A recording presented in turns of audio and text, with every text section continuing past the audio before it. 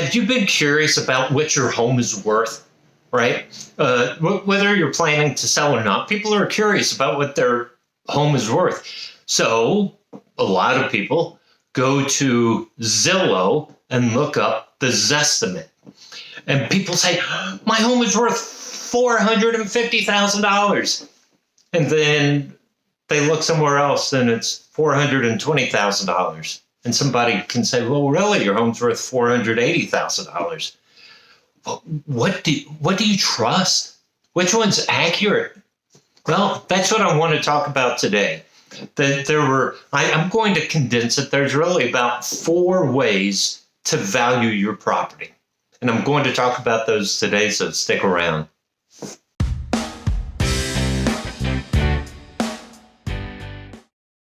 Hi, my name's Joe Brown.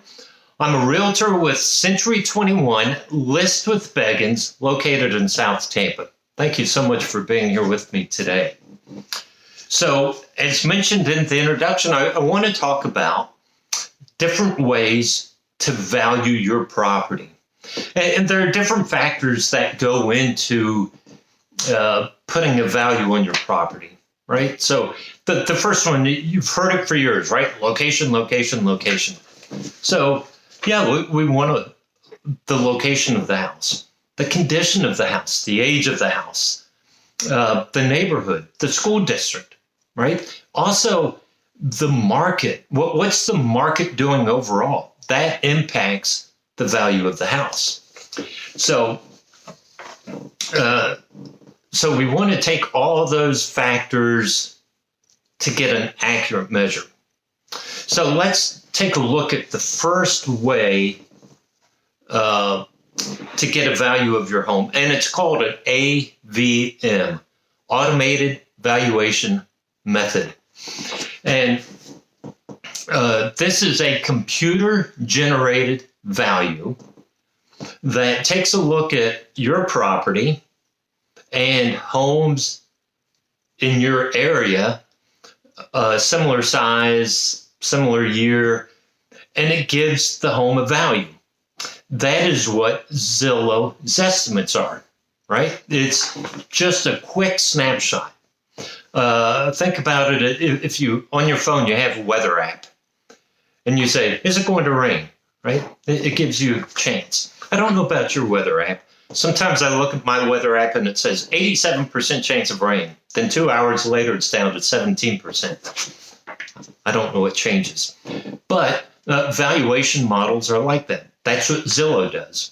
Now, some AVM models will put a pin on your house and look at a 1 mile radius around your house.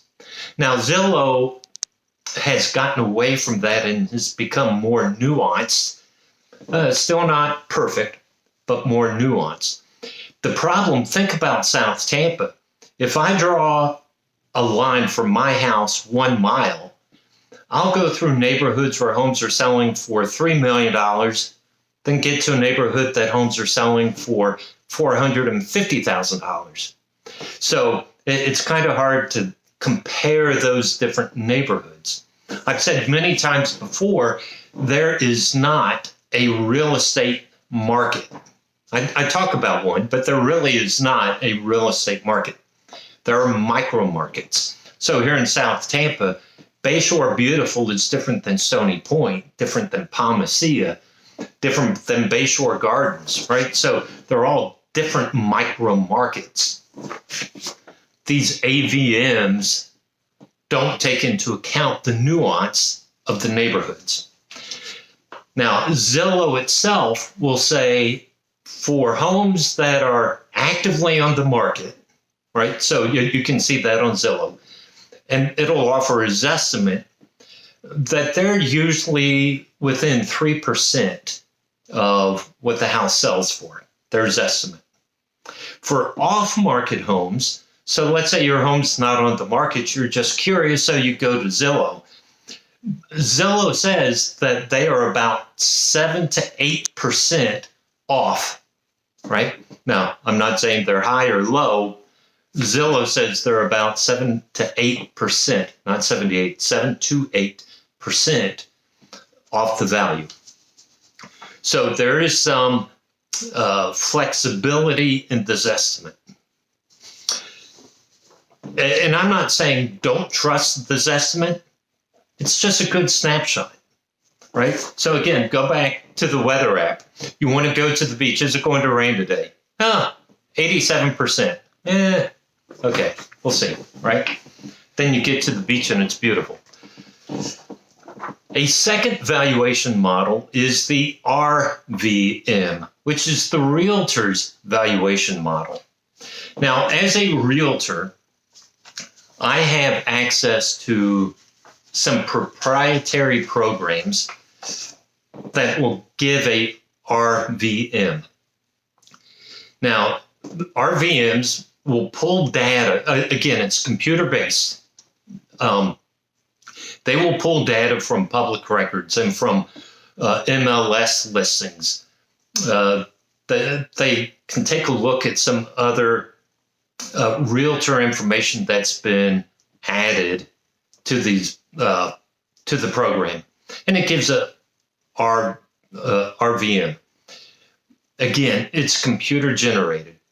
Now, here's the problem with computer generated models, whether it's AVMs or RVMs.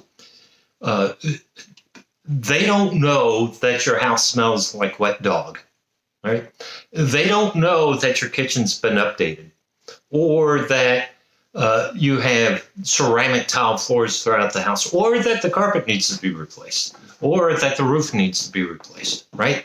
That's one of the drawbacks of these computer-generated values, right? They don't know the nuance of the house. Which brings us to a third valuation model, which are CMAs, Comparative Market Analysis. And this is where you would ask a realtor, such as myself, to give you a value of the house. And so first thing I want to do is I want to walk your house, right? I want you to invite me in so I can see the condition of the house. Has the kitchen been upgraded? What's the condition of the floors? What's the condition of the ceilings and the roof? I want to take a look. I want to see if there's any smells that linger, or right? I want to walk the house. Then I'm also going to look at specific market data. What houses are actively on the market right now? Because that would be your competition. I want to see what houses are pending. What houses have sold? How long has it taken? Right? So let's say you're in a neighborhood, there are 5 houses for sale and they've all been on the market 230 days. Well, those homes are probably overpriced. So that helps adjust the value that I can share with you. Now, CMAs are more accurate, but because you're dealing with local knowledge. Remember, AVMs, RVMs, computer generated. They don't know the nuance of the neighborhoods. They don't know the different school zones. So if you talk to a realtor, you're hoping that they're familiar with the neighborhood. They know the different school zones. Listen, well, one side of the street is zoned for school A, the other side of the street is zoned school B, and that affects the value for both houses. So dealing with a local person who knows the area, who knows the market, gives you a more accurate value of your house. However, there is a drawback. You could contact 3 realtors and say, can you provide me a CMA? And you know what? You are going to get 3 different values. Okay? That's just life, right? Now, hopefully, by training, they'll all be pretty close to each other.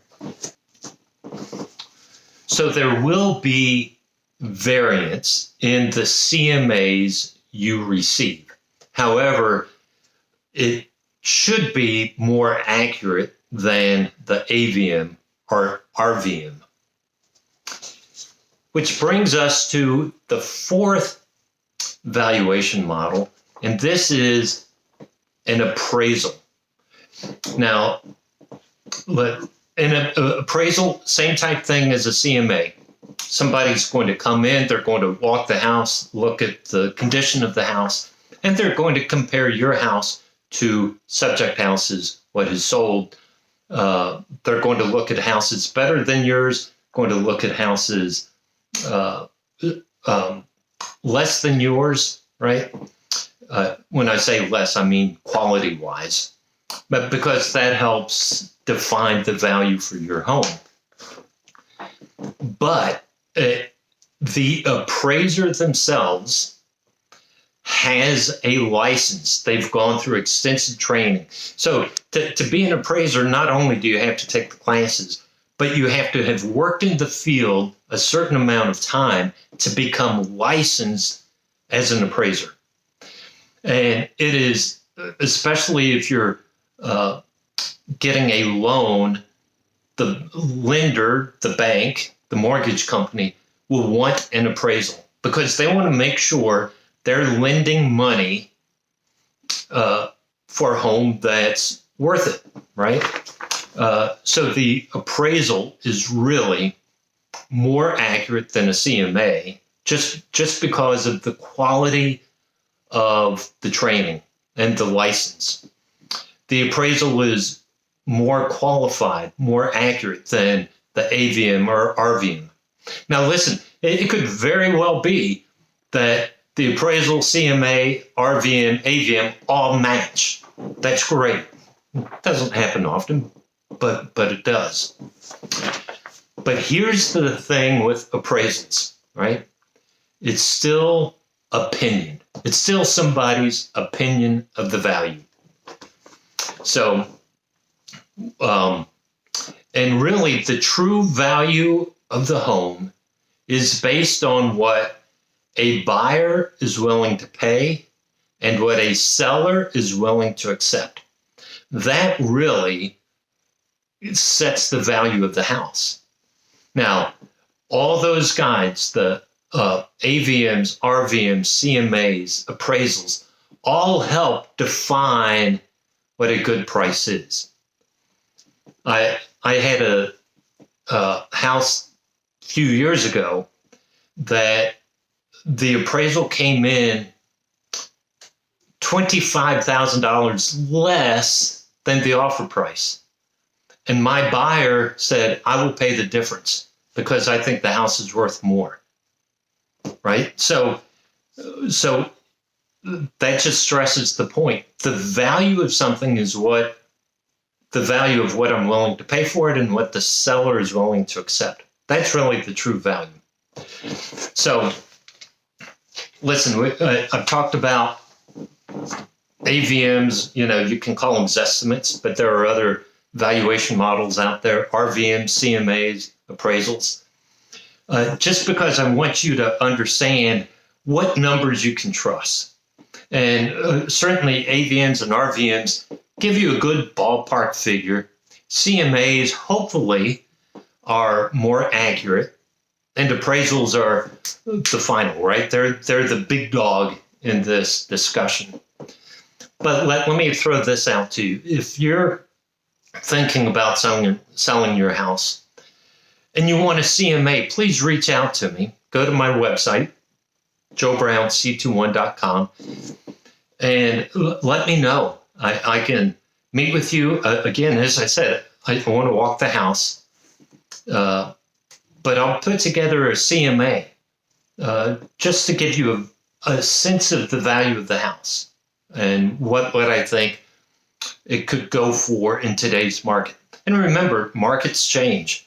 3 years ago, houses were selling in 2 weeks, and now it's 3 months, 4 months.